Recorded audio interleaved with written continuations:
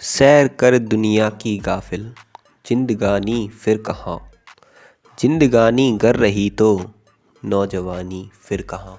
यहाँ राइटर कह रहा है कि ये गाफिल, तू सैर कर ले इस दुनिया की, बेफिक्र हो जाए इस दुनिया को लेकर और घूम, क्योंकि ये जो ज़िंदगी है वो तुझे दोबारा नहीं मिलनी है। और अगर ज़िंदगी है भी तो फिर ये नौजवानी कहाँ रहेगी मेरे दोस्त, मेरे शेर, मेरे चीते। निकल मेरे साथ और उठा अपना बैग और शुरू कर अनूप ट्रैवल गाइडर के साथ एक नई ट्रैवल साइट्स को। तो friends, welcome to my channel Anoop travel guider. और आज हम बात करेंगे भारत के भव्य शहर एवं राजस्थान के दूसरे सबसे बड़े नगर जोधपुर के बारे में। तो फ्रेंड्स, स्टार्ट करते हैं जोधपुर के बारे में। इस शहर की स्थापना राव जोधा जी ने 1459 में की थी। यह शहर थार के रेगिस्तान के बीच अपने ढेरों महलों और दुर्गों और मंदिरों वाला एक प्रसिद्ध पर्यटन स्थल है। इसे सन सिटी और ब्लू सिटी के नाम से भी जाना जाता है। यहाँ आने के लिए आप बाई एरोप्लेन, बाई ट्रेन और बाई बस, यहाँ तीनों ऑप्शन अवेलेबल है जो आपके लिए सुविधाजनक हो। आप उसका इस्तेमाल कर आप यहाँ आ सकते हैं। यहाँ पे आने के बाद आपका सबसे पहला काम यहाँ के होटल्स, और यहाँ पर इस शहर में आपको होटल्स की कोई भी कमी नहीं मिलेगी। यहाँ पर आपको एक मीडियम से लेकर एक हाई एक्सपेंसिव होटल तक भी देखने को मिल सकते हैं। आपके पास जो भी हिसाब किताब हो उसके अकॉर्डिंग, आप जो भी बजट हो, आप अपना होटल ले सकते हैं। कम बजट है तो यहाँ पे धर्मशाला के भी ऑप्शंस अवेलेबल हैं, तो आप उनका भी यूज़ कर सकते हैं। होटल्स के बाद अब हम निकल पड़ते हैं जोधपुर सिटी को एक्सप्लोर करने, और जिसके लिए हमारा सबसे पहला काम है, हम निकलेंगे मेहरानगढ़ फोर्ट की तरफ। मेहरानगढ़ फोर्ट जिसकी टिकट है 200 रुपये। अगर आप स्टूडेंट या सीनियर सिटीजन हैं, अपना पास दिखाएं, उसके लिए वहाँ टिकट लगती है 100 रुपये।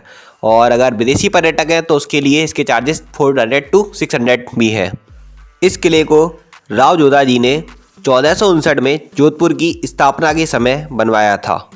मेहरान का अर्थ होता है सूर्य, तो राठौरों ने इस किले का नाम अपने सूर्य देवता के नाम पर ही रखा, मेहरानगढ़ फोर्ट। यह किला देश के सबसे बड़े किलों में से एक है और 410 फीट ऊंची पहाड़ी चिड़िया टूंग पहाड़ी पर यह स्थित है। इस किले में 68 फीट लंबी चौड़ी तथा 117 फीट लंबी दीवारें हैं। इस किले में पर्यटकों को आकर्षित करने वाले 7 द्वार हैं तथा कुछ महल भी हैं। इन एग्जाम्पल मोती महल, फूल महल, शीश महल, सुरेश महल, दौलत खाना, बहुत सारे, जिनमें से शीश महल बहुत ही आकर्षक एवं सुंदर है। यहाँ पर जो नक्काशी शीशों की है, क्या कहूँ, आप उसे देखेंगे एकदम आकर्षित हो जाएंगे। बहुत ही ज़बरदस्त नक्काशी है। आप यहाँ जाएं तो यहाँ पर आपको जाने के बाद आपको अपनी सेल्फियों की भरमार देखने को मिलेगी। इतनी सुंदर नक्काशी है शीश महल में। तो फ्रेंड्स, तो यहाँ आइएगा और आप इस महल को, इस फोर्ट को एक्सप्लोर करिएगा, जिसको आपको देखने में लगभग 3 से 4 घंटे मिनिमम आपको लग ही जाएंगे। ये किला इतना बड़ा और भव्य है। जब आप इस किले के सबसे ऊपर वाले पॉइंट पर जाएंगे तो वहाँ से आप देखेंगे इस शहर को हम ब्लू सिटी क्यों कहते हैं, क्योंकि इसके आसपास के जितने भी घर हैं वो एकदम ब्लू हैं। आजकल थोड़ा ज़माना बदल रहा है, थोड़े घर कम देखने को मिल रहे हैं मतलब, बट तब भी बहुत एक परसेंटेज अच्छी है, वो आज भी घर ब्लू है, जिसके कारण इस शहर को ब्लू सिटी के नाम से भी जाना जाता है। और फ्रेंड्स, अगर आप किसी चीज़ को देखने जाते हैं और अगर आपको उसकी हिस्टोरिकल जानकारी है तो और भी अच्छा रहता है उसे एक्सप्लोर करने में। तो मैं इसके लिए कुछ हिस्टोरिकल, इसकी कुछ जानकारी जो है वो मैं और बताता हूँ आपको। तो लोग बताते हैं जब राव जोधा जी यहाँ पर आए थे अपनी जगह को देखते हुए किले के लिए, तो यहाँ पर एक तपस्वी तपस्या कर रहे थे, तो उन्होंने उससे वहाँ से हटने को कहा, इस चिड़िया टूंग पहाड़ी से। तो उन्होंने हटने से मना कर दिया, तो उन्हें ज़बरदस्ती हटाया गया, जिसके कारण उन्होंने यहाँ पे श्राप दे दिया था, मतलब शाप दे दिया था कि यहाँ पर जब तुम रहोगे तो यहाँ पर कभी पानी नहीं रहेगा, जिसकी शाप की वजह से आज भी यहाँ के कुछ गाँव को ये चीज़ देखने को मिलती है कि यहाँ पे पानी की समस्या बनी हुई है। और लेकिन जब ये सांप बना तो वहाँ पर एक करड़ी माता का जो टेम्पल बना है, उन्होंने करड़ी माता की कृपा से वहाँ पर इस किले का निर्माण कराया। और वहाँ पर उस जो व्यक्ति ने, तपस्वी ने सांप दिया था, तो उसने भी मतलब मनोहर करने के बाद तो उसने कहा कि इस जगह को किसी एक व्यक्ति को अपनी इच्छा से यहाँ पर बलि देनी होगी। तो उस बलि के बाद वो आज उसी के ऊपर एक किला बना हुआ है। लेकिन तब भी सांप का आज भी लोगों को यहाँ देखने को मिलता है असर।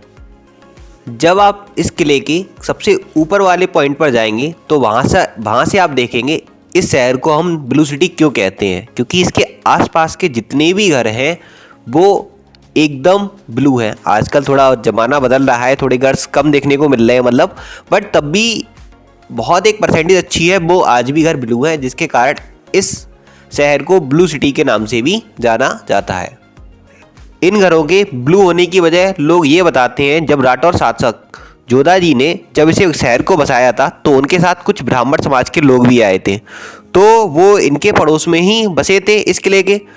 बट उन्होंने क्या किया, अपने आप को ब्राह्मणों ने लोगों से अलग दिखाने के लिए अपने घरों को ब्लू रंग से मतलब पेंट कर दिया, जिससे वो अपने आप को अलग दिखाई दें। तो एक रीज़न तो कुछ लोग ये बताते हैं, और कुछ लोग ये बताते हैं ब्लू कलर से कीड़े मकोड़े ये सब चीज़ें नहीं आती हैं, और ये यहाँ पे सूर्य की तपन बहुत ज़्यादा रहती है, जिस कारण से सूर्य नगरी भी कहते हैं। तो ब्लू कलर्स उसके रिफ्लेक्शन को भी कम करता है, जिसकी वजह से वहाँ पर लोगों ने इस कलर को पेंट किया था।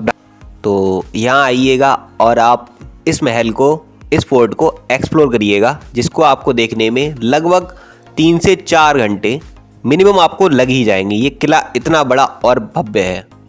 इसके बाद प्रस्थान करिए हमारी अगली destination site Rao Jodha desert park. यह पार्क एक पिकनिक स्पॉट भी है और जिसकी टिकट है मात्र 100 रुपये। तो यहाँ आइए और इस डेजर्ट पार्क में बहुत सारी वीडियोस बनाइए, फ़ोटोज़ खींचिए और निकल पड़िए हमारी अगली डेस्टिनेशन साइट की तरफ।